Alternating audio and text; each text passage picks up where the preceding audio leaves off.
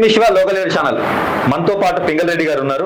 Parliament election లో బరిలో భాగంగా చామల కిరణ్ కుమార్ రెడ్డి గారి గురించి, అదేవిధంగా ఇక్కడ ఉన్న పార్లమెంట్ అభ్యర్థుల గురించి కొంతమంది గురించి మాట్లాడడానికి, అదేవిధంగా ఈ మధ్య కాలంలో పార్టీ మారిండు, బీఆర్ఎస్ నుంచి కాంగ్రెస్ పార్టీకి ఆయన చేయడం జరిగింది. దాని గురించి కూడా క్లారిటీ ఇచ్చారు. పింగల్ రెడ్డి గారితో లోకల్ లీడర్ ప్రత్యేక ఇంటర్వ్యూ. చామల కిరణ్ కుమార్ రెడ్డి కాంగ్రెస్ పార్టీలో ఒక కీలక వ్యక్తి అని చెప్పేసి కాంగ్రెస్ పార్టీ చెప్పుకుంటా ఉంది అనాది కాలం నుంచి. ఇప్పుడు మన ప్రస్తుతం నిజంగా కిరణ్ కుమార్ రెడ్డి గారికి ప్రస్తుతానికి ఓటు ఎందుకు వేయాలి? కిరణ్ కుమార్ రెడ్డి అనే వ్యక్తి యువకుడు, ఉత్సాహవంతుడు. ఎన్ఎస్యూలో కానీ యూత్ కాంగ్రెస్లో కానీ గత 25 సంవత్సరాల నుంచి యాక్టివ్గా పనిచేసుకుంటూ పార్టీ అక్కడ గతంలో ఆయన శాలిగౌరవరం జడ్పీటీసీగా కూడా టికెట్ అడిగిన దాఖలాలు ఉన్నాయి. ఆయన ఎన్ఆర్ఐ కూడా.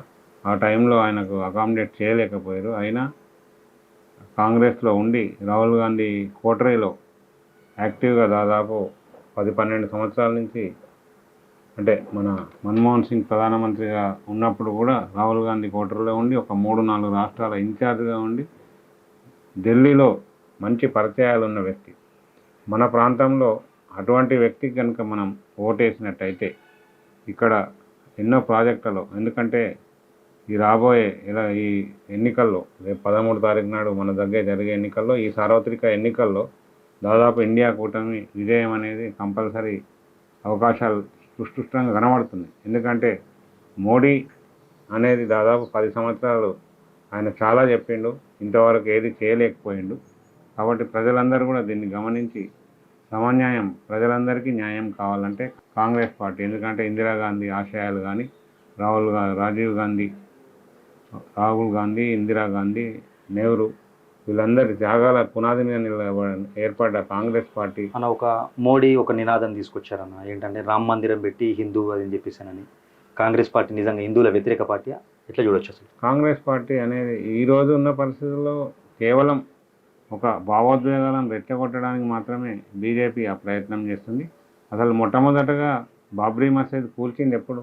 ఆ రోజు మన ప్రధాని పివి నరసింహారావు గారు ఉన్నప్పుడే అవకాశం, మనము కరసేవ ద్వారా అవకాశం ఇచ్చారు. ఆ రోజు గవర్నమెంట్ కనుక ఖచ్చితంగా గట్టిగా స్ట్రిక్ట్గా ఉండి ఉంటే ఈ కరసేవకులు అక్కడ దాకా పోయేవాళ్ళే కాదు, కూలగొట్టే పరిస్థితి. ఆ రోజు నుంచే దానికి ఒక రూపురేఖ అన్నీ ఏర్పడ్డాయి.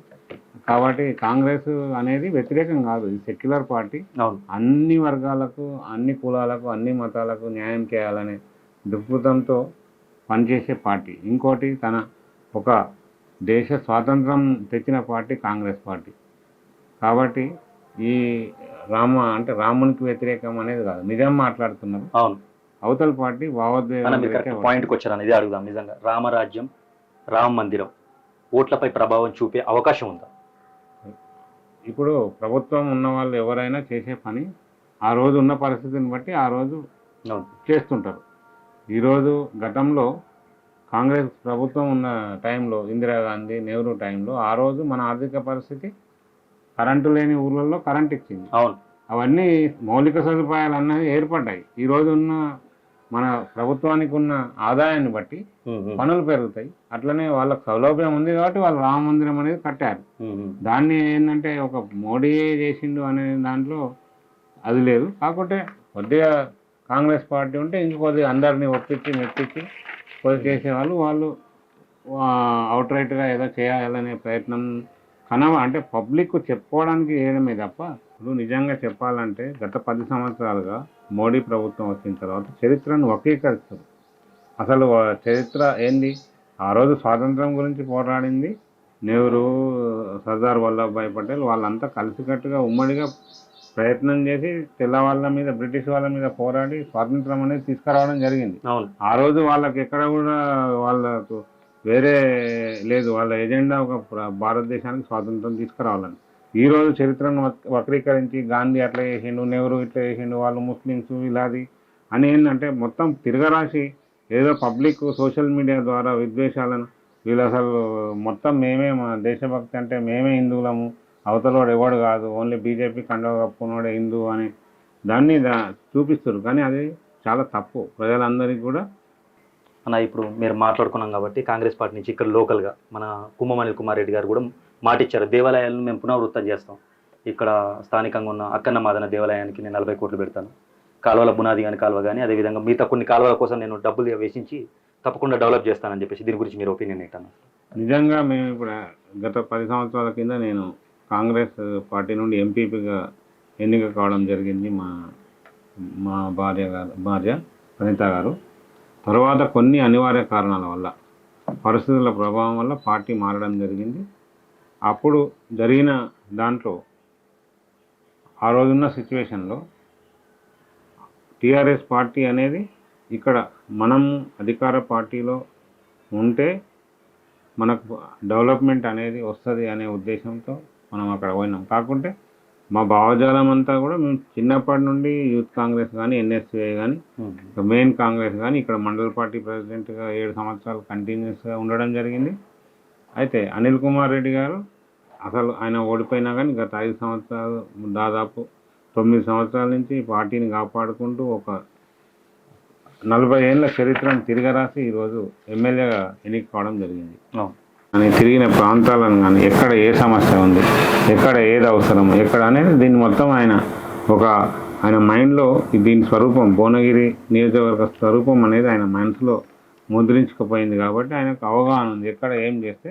జనరల్గా ఏంటంటే రాజశేఖర రెడ్డి గారు కూడా పాదయాత్ర చేసిన తర్వాతనే ఒక పర్ఫెక్ట్ నాయకునిగా ఎదిగిండు. అప్పుడే సంక్షేమం అంటే ఏందనేది, ఆ రోజు 200 రూపాయలు పెన్షన్ చేయడం అనేది ఈరోజు 2,000, 3,000, 4,000 ఇచ్చినా అది ఆ రోజున్న పరిస్థితులు, ఆ రోజున్న ధరలను చూసుకుంటే చాలా అది అంటే సంక్షేమం, ప్రజలకు ఆరోగ్యశ్రీ అనేది ఆ రోజు మొదలుపెట్టి మీరు కరెక్ట్గా పాయింట్కి వచ్చారన్న. కాంగ్రెస్ పార్టీ ఎన్నికల జోరు నడుస్తూ ఉంది కాబట్టి 6 గ్యారంటీలు ఏదైతే ఉందో, నిజంగా అపోజిషన్స్ పార్టీస్ కానీ కొంతమంది, మీరు ఇంత ముందుకున్నప్పుడు కూడా ఈ 6 గ్యారంటీల ప్రభావం తప్పకుండా అమలు కావట్లేదు అని చెప్పేసి అపోజిషన్ పార్టీస్, బీజేపీ కానీ, అదేవిధంగా టీఆర్ఎస్ పార్టీ కానీ అవి చూస్తూ ఉన్నాయి. దీని గురించి మీరు ఏం చెప్తారు? మన తెలంగాణ విషయానికి వస్తే, ఆంధ్రప్రదేశ్ తెలంగాణ విషయానికి వస్తే, తెలంగాణలో కూడా రేవంత్ రెడ్డి గారు ఒక పోరాట యోధుడు. దాదాపు ఆయన చరిత్ర అంతా కూడా ఏంటంటే పోరాటాలమయం. అసలు ఎవరు ఊహించని పరిస్థితుల్లో ఆయన దీన్ని ధైర్యంగా పిసిసి ప్రెసిడెంట్గా ఉండి చెప్పి అధికారంలోకి తీసుకురావడం జరిగింది. అనుకున్నవి అమలు చేసే దమ్ముంది కాబట్టి దాన్ని అనౌన్స్ చేయడం జరిగింది 6 గ్యారెంటీలు అనేది. ఇప్పుడు గవర్నమెంట్ డిసెంబర్ 7 తారీఖు వచ్చింది.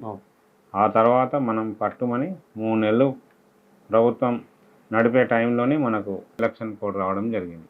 ఆ లోపే ఆయన అన్నట్టుగానే ఏదైతే అమలుకు సాధ్యం అంటే ఆ రోజున్న ఖజానా పరిస్థితి అనుకోండి, ఇప్పుడున్న అప్పులు కానీ అన్నీ, మనం కుటుంబంలో ఇల్లు అన్నప్పుడు కూడా ఒక ఇల్లు రెంట్కి తీసుకున్నా లేకపోతే ఇల్లు కొనుక్కున్నా దాన్ని చదువుకోవడానికి ఒక 2 నెలలు 3 నెలలు టైం పడుతుంది. ఎటువంటిది ఒక రాష్ట్రంలో బాగా వినబడుతుంది ఏంటంటే రుణమాఫీ అన్న. రుణమాఫీ, రైతుల రుణమాఫీ నిజంగా మాట ఇచ్చి తప్పాడు అని రేవంత్ రెడ్డి మీద మాట్లాడుతూ ఉన్నారు. ఒక విషయాన్ని చెప్తా ఉన్నారు, ఏలెత్తి చూపి ప్రతిసారి చెప్తా ఉన్నారు రేవంత్ రెడ్డి. నేను చెప్పబోయేది అదే. ఇప్పుడు 6 గ్యారెంటీల్లో మొదలు పెట్టడం జరిగింది రేవంత్ రెడ్డి గారు, మన ముఖ్యమంత్రి గారు. అందులో 4 హామీలు, ఏదైతే ఉచిత బస్సు ప్రయాణమే కానీ, తర్వాత 5 లక్షల నుంచి 10 లక్షలు ఆరోగ్యశ్రీ పెంచడమే కానీ, తర్వాత 500 సిలిండర్ ఇవ్వడమే కానీ, గృహజ్యోతి పథకం 200 యూనిట్ల ఫ్రీ కరెంట్ కానీ కాకుండా, ఇది అమలులో జరిగినది ఏంటంటే 3 నెలల్లోనే అమలు ప్రారంభం చేయడం జరిగింది. ప్రజాపాలన ద్వారా దరఖాస్తులు స్వీకరించడం జరిగింది. దరఖాస్తులు స్క్రూటినీ చేసే దశలోనే కోడ్ రావడం జరిగింది. ఆ మిగతా 2 హామీలు కూడా ఇవ్వడానికి సిద్ధంగా ఉన్నారు. ఏదేమున్నా ఏంటంటే హైదరాబాద్ అనేది ఒక మంచి విశ్వనగరం. ఇది ఇక్కడ అక్కడ ఆదాయాన్ని ఎట్లాగైనా మన రేవంత్ రెడ్డి గారికి ఒక పూర్తి విజన్ ఉంది దాని మీద. ఆ విజన్ ద్వారా దాన్ని బయట నుంచి మన ఫండ్స్ తెచ్చేసి ఈ సంక్షేమ పథకాలను మాత్రం ఎట్టి పరిస్థితుల్లో ఆపరు. దాంతో మన భువనగిరి కేంద్రంగానే మన లక్ష్మీనరసింహస్వామి మీద ఒట్టేసి ఆగస్టు 15 లోపు రుణమాఫీ చేస్తానని ప్రకటించి, ఖచ్చితంగా ముఖ్యమంత్రి గారు అన్న మాటను ఏదన్నా కానీ 100% దాన్ని అమలు చేస్తారనేది మనం అందరం కూడా నమ్మాలి. అది చేస్తాడనేది నాకు ఆలోచన.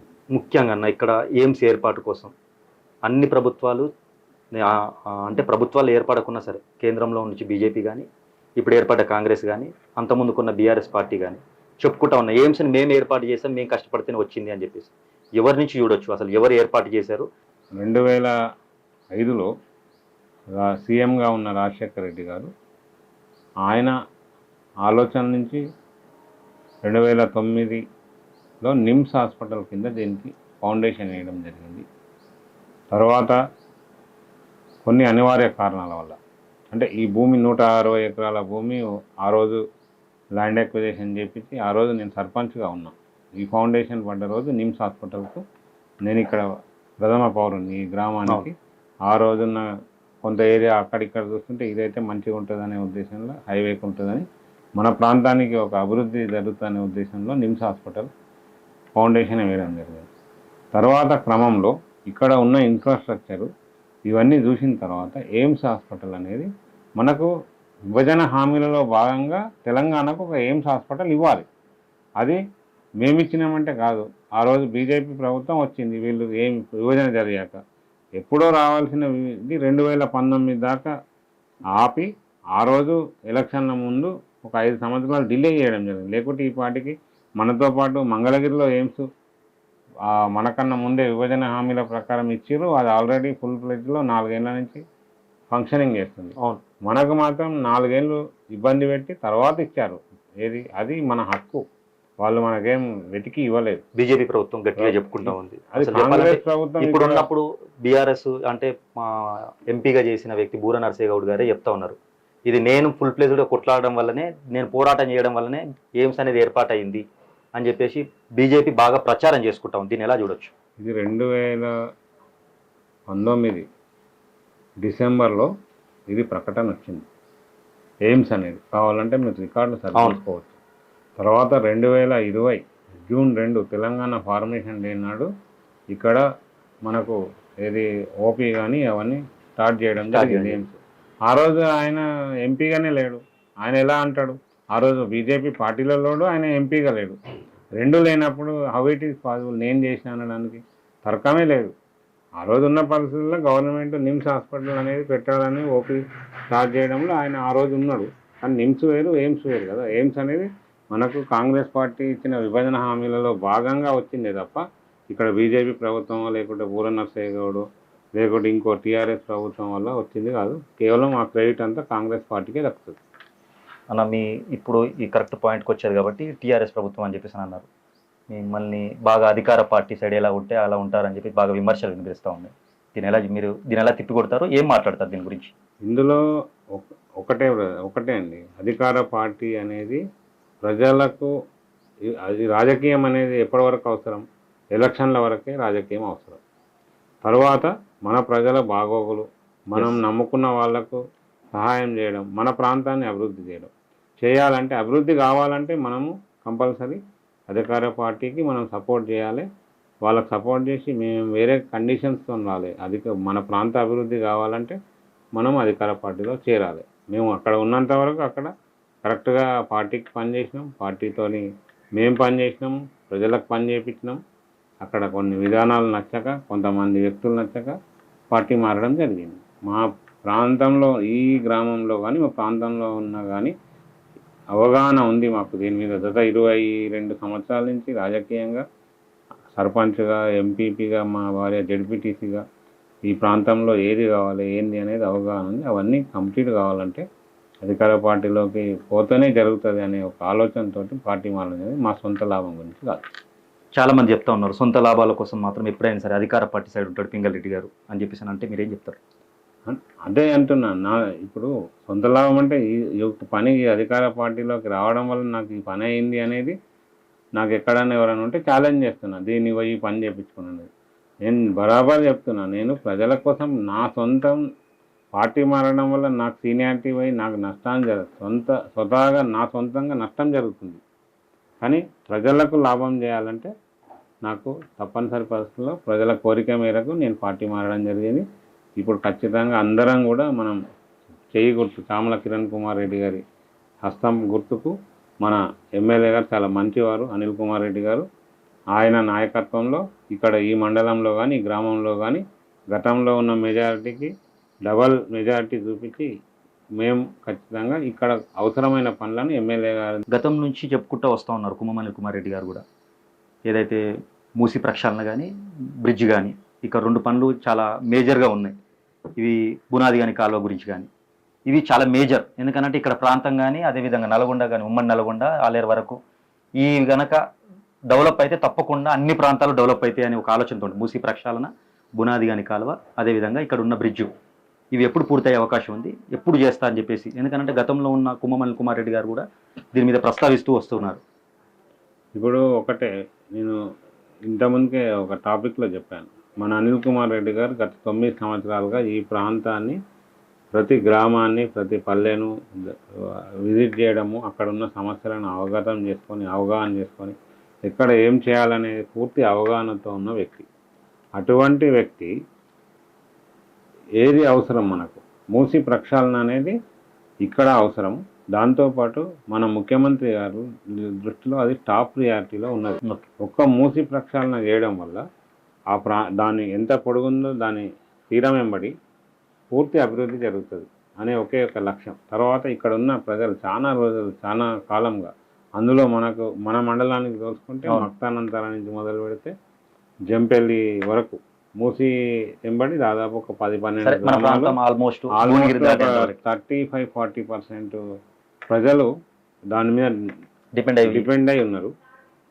అది ఒకటే మనకు మూసీ అనేది ప్రక్షాళన అయితే మన బ్రతుకులు కానీ మన ప్రజలకు కానీ అసలు పని లేదు అనే ఆలోచన అవసరం లేదు. ఇంకా చాలా అంటే ఒక వాటర్ మంచిగా అయితే ఇక్కడ కూరగాయలు కానీ హైదరాబాద్ దగ్గర ఉన్నాం కాబట్టి చాలా అవుతాయి. తర్వాత బ్రిడ్జ్ అనేది ఆల్రెడీ ఫండ్స్ శాంక్షన్ అయి ఉన్నాయి, గత ప్రభుత్వం చేసింది.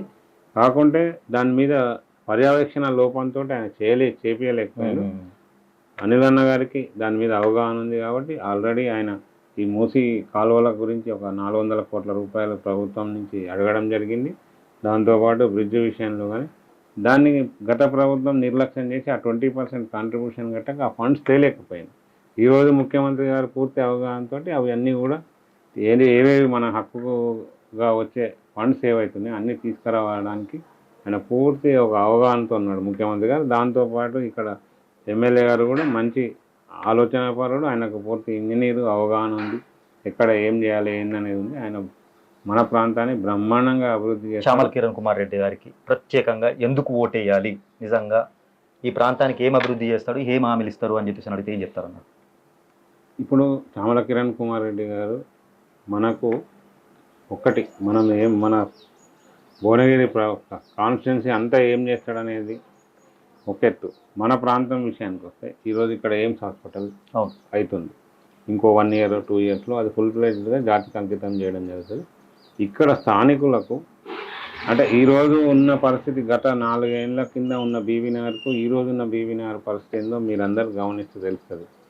రేపు రాబోయే రోజుల్లో మన ప్రాంతంలో అక్కడ అవుట్సోర్సింగ్ ఏవైతున్నాయో మ్యాక్సిమం మన ఈ బీబీనగర్ మండలానికి సంబంధించిన వాళ్ళకే ఇప్పించడం ద్వారా ఇక్కడ రెవెన్యూ జనరేట్ అవుతుంది. 20 ఏళ్ళ నుంచి ఢిల్లీలో ఆయన అందరితోటి పాత ఆయన సహచరులంతా కొంతమంది సీఎంలు అయ్యారు, కొంతమంది సెంట్రల్ మినిస్టర్లు ఇంతకుముందుకు, వాళ్ళందరి సహకారంతో మన ప్రాంతానికి ఏ శాఖ ద్వారా ఎన్ని నిధులు రావాల్సి ఉన్నా ఇప్పుడు భువనగిరి పోర్ట్ కింద కొన్ని మొన్న అనౌన్స్ చేయడం జరిగింది. దానికి ఇంకెన్ని కావాలన్నా మనకు సెంట్రల్ ప్రాజెక్టే కదా, అక్కడ తేవడం జరుగుతుంది. ఇప్పుడు దీనికి ఎయిమ్స్ కానీ అటాచ్డ్గా సిసిఎంబి ఒకటి పెండింగ్ ఉంది, సిసిఎంబికి రావడం కానీ అంటే నేను అనేది మన ప్రాంతంలో చూసుకుంటే ఇన్ని పనులు ఉన్నాయి. మన భువనగిరి ప్రాంత పార్లమెంట్ ఏరియాతో ఇంకా చాలా ఉంటాయి. మనకున్న అవగాహన ఇవే కాదు. సిసిఎంబి ఒక ఎయిమ్స్ 2 ఫుల్ ఫ్లెడ్జ్ స్టార్ట్ అయితే ఇక్కడ ప్రాంతంలో ఉన్న యువత కానీ లేకుంటే ఇక్కడ ఉన్న ఏ పని చేసుకున్నా కానీ హ్యాపీగా మంచి విలువలతో ఉన్న అది. ఈ ప్రాంత ప్రజలకు ఏం చెప్తారు కాంగ్రెస్ గురించి లాస్ట్? ఈ ప్రాంత ప్రజలకు నా మనవి ఒకటే, మేము అభివృద్ధి కావాలంటే కాంగ్రెస్ పార్టీలోకి రావాలనే ఉద్దేశంలో పార్టీలోకి రావడం జరిగింది. మీరందరూ కూడా నా మీద అభిమానం ఉన్నోళ్ళే కానీ లేదంటే గతంలో మా ద్వారా సాయం పొందిన వాళ్ళు ఎవరైనా కానీ వాళ్ళకు ఒకటే మనవి, మనం అందరం కూడా ఈరోజు కాంగ్రెస్ పార్టీ కనుక ఓటేసి మంచి మెజారిటీ ఇస్తే అనిల్ కుమార్ రెడ్డి గారి నాయకత్వంలో రేవంత్ రెడ్డి గారి మీద నమ్మకంతో చామల కిరణ్ కుమార్ రెడ్డికి మన మండలం నుంచి అత్యధిక మెజారిటీతో మనం ఇవ్వగలిగితే ఆయనతో నాకున్న పరిచయం ద్వారా ఎమ్మెల్యే గారితో కూడా మాట్లాడి మన ప్రాంతంలో ఏ పని కావాలన్నా ఏదున్నా నిమిషంలో చేపించుకునే అర్హత మనకు వస్తుంది. కాబట్టి మనం ఎంత మెజారిటీ ఇస్తే రేపు రాబోయే కాలంలో అంతమందికి ఎక్కువ మంది లబ్ధిదారులకు మనం అవకాశం ఉంటుంది తీసుకోవడానికి. మీరు ఒక్కటి ఇది మన దృష్టిలో పెట్టుకొని మన అభ్యర్థి అయిన చామల కిరణ్ కుమార్ రెడ్డి గారికి 3వ నెంబర్ గడిలో చేయి గుర్తుకు మన అనిల్ కుమార్ రెడ్డి గారిని ఆయన మనసులోకి తెచ్చుకొని ఖచ్చితంగా ఈ చెయ్యి గుర్తు మీద ఓటు వేసి అత్యధిక మెజారిటీ అందిస్తే మనం అందరం కూడా చాలా లాభాలు తీసుకోవడానికి అవకాశం ఉంటుంది.